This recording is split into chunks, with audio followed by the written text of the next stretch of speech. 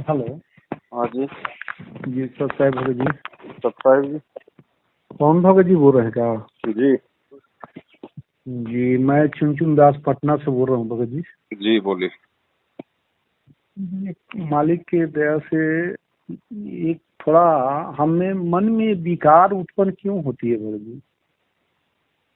भगत जी, तो भक्ति की कमी है। भक्ति जो जो प्रवेश करेगी वैसे तो विकारों से दूर होंगे।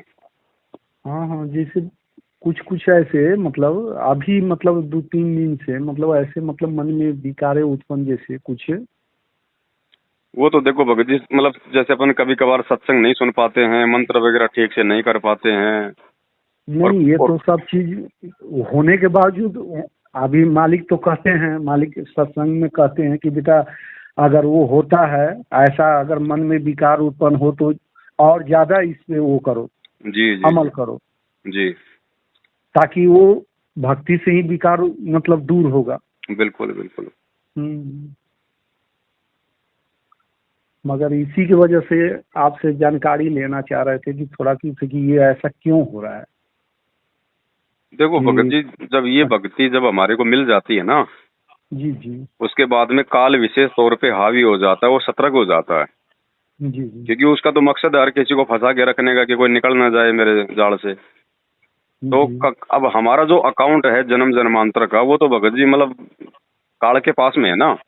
जी जी तो हमारे जितने भी जन्म जन्मांतरों के जो संचित जो पाप कर्म है, जो बुरे कर्म है, वो इसके पास में शेष रहते हैं।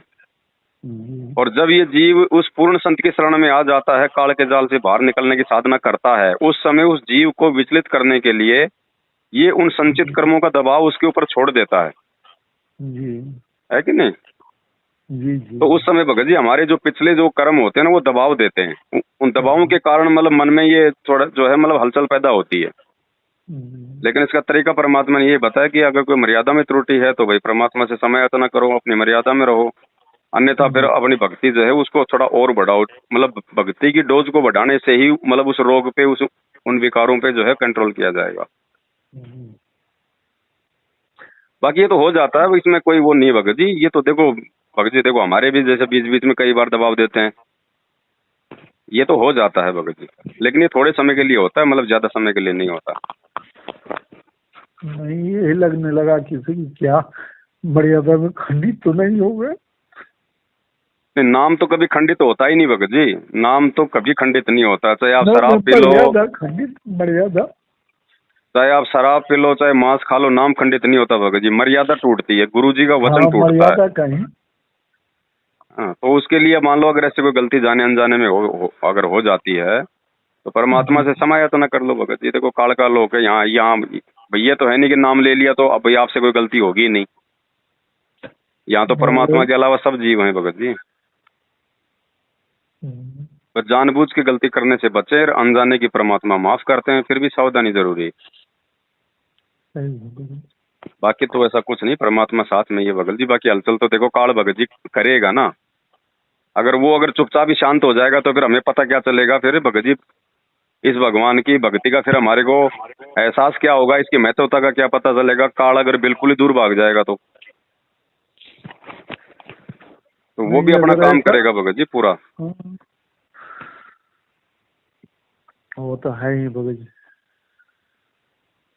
बाकी परमात्मा से प्रार्थना करते रहो, उन्हीं से अरदास करो, ज्यादातर उन्हीं के संपर्क में रहो भगत जी। बाकी क्योंकि ऐसा कभी कभी जैसे ही उत्पन्न होने लगता है तो ऐसा लगता है कि मालिक के प्रति भी मतलब काल के द्वारा दबाव के कारण मालिक के प्रति भी मतलब उल्टा मतलब कुछ मन में उत्पन्न होने लगती है। देखो भगत जी, काल तो ये मन है, और परमात्मा ने बताया ये ना जाने कितनी बुरी सोच पैदा कर दे एक सेकंड में। लेकिन हमारे परमात्मा ना तो बुरे हैं ना गंदे हैं, इसलिए परमात्मा के प्रति ना मन तो में। वो तो अब तो मालिक के शरण में मैंने वो नाम वो ले लिया हूँ, और मालिक की अब तो ये तो जीवन में और किसी को मैं वो हो ही नहीं सकता, इसमें आ ही नहीं सकता।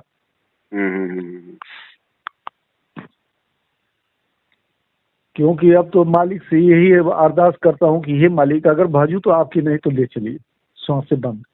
बिल्कुल बिल्कुल। क्या करेंगे यहाँ रह के इस लोक में।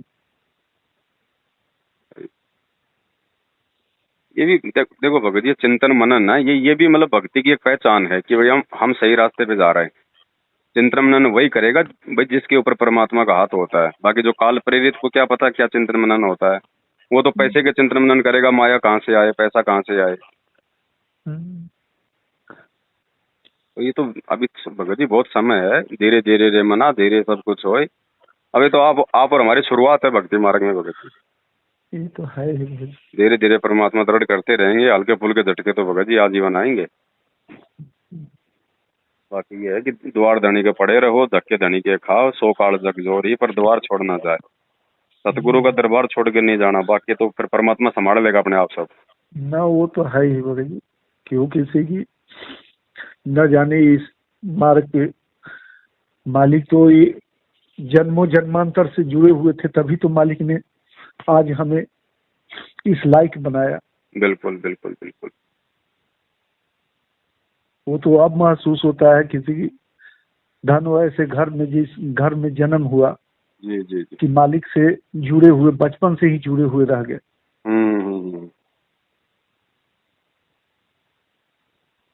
बाकी ऐसे कोई जो है घबराने की वो नहीं है भगत जी। ये मन है, ये भगत जी हमेशा हमारे को भक्ति से दूर करने के उपाय सोचेगा। ये गुरु जी के प्रति भी गंदे विचार मन में पैदा करेगा, तरह तरह के करेगा। लेकिन भगत जी देखो क्या है, अब वो आत्मा है ना, आत्मा कभी गंदे विचार पैदा नहीं करती अपने अंदर। आत्मा कभी भी जो है मलिनता लेके नहीं आती, लेकिन मन को परमात्मा ने काल का रूप बताया। अब जैसे मान लीजिए आपकी पत्नी जो है मतलब की गोरी है, और कोई लोग कह रहे देख रहे तेरी पत्नी काली, तेरी पत्नी काली कलौटी, ऐसी वैसी, पता नहीं उसकी मतलब ऐसी ऐसी मतलब व्याख्या करता है, तो आपको कोई दर्द होगा, कोई परेशानी होगी? नहीं हो सकती, क्योंकि आपको पता है कि वो तो गोरी है।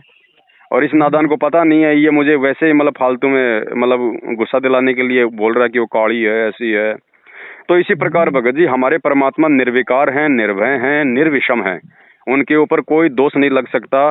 तो चाहे ये मन जो है ना, ये मन चाहे हमारे अंदर कितने भी कुविचार पैदा करे हमारे गुरु जी के प्रति, लेकिन आत्मा कभी भी अपने बाप के प्रति उल्टा नहीं सोच सकती। तो मन को सोचने दो भगत जी, ये तो मन की बकवाद है, ये तो करेगा आत्मा को दबाने के लिए। लेकिन हमें तो पता ना कि हमारे परमात्मा क्या है और हमारे गुरु जी के प्रति क्या भाव है। फिर इसको भोगने दो, जो मर्जी भोगने दो इसको, ये ज्यादा दिन नहीं भोगेगा। फिर जब हम भक्ति सही करेंगे, मर्यादा में रहेंगे, तो आत्मा धीरे धीरे मन के ऊपर उठती चली जाएगी, फिर धीरे धीरे वो इसको दबाने लग जाएगी। तो शुरू में तो भगत जी थोड़ा सा ये उछलेगा ना। अब एक बात बताओ, पहले आप अपने दोस्तों के साथ में खाते थे, पीते थे, घूमते थे, सब लोग राजी थे, सब प्रसन्न थे, और जैसे आपने ये नाम ले लिया, आपने उन यारों दोस्तों की वो कुसंगति छोड़ दी, तो थोड़ा तो भगत जी आपका विरोध होगा कि नहीं होगा? जी जी। हैं? वो लोग आपको जो है भला बुरा भी कहेंगे, वो गुरु जी के बारे में भी कहेंगे भला बुरा, यार तूने क्या गुरु बना लिया, हमने भी गुरु बना रखे हैं, हम तो खाते हैं पीते हैं, ऐसी कोई दिक्कत नहीं है, तू ये हो गया वो हो गया। तो बकवाद तो मन भगत जी आत्मा को दबाने के लिए, भगत को भक्ति मार्ग से भटकाने के लिए करता ही रहेगा अंत तक। इसीलिए तो परमात्मा ने तत्व ज्ञान दिया है कि ज्ञान के सारे हम आगे बढ़ सकते हैं। वरना भगत जी भाई जैसे गुरुजी ने बताया कि मुक्ति तो नाम से होनी है, फिर ये इतना ज्ञान देने की आवश्यकता क्या थी? नाम ही दे देते सीधा। लेकिन उस नाम पे रुकने के लिए ज्ञान जरूरी है।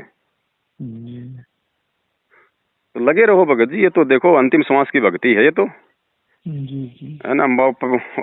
जो है परमात्मा कहते हैं ना कि पाकी फसल देख कर और गरबैयो मत किसान, अभी तो झोले बहुत हैं भाई, सतलोक आले तब जाने।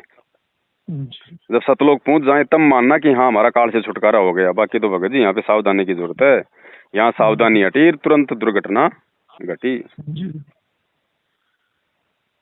बाकी छोटे मोटे तो भगत जी सब चलते रहेंगे, झटके फटके तो। ठीक है भगत जी। जी सत साहब, सत साहब, जय हो बंदी छोड़। जय हो बंदी छोड़ की सत।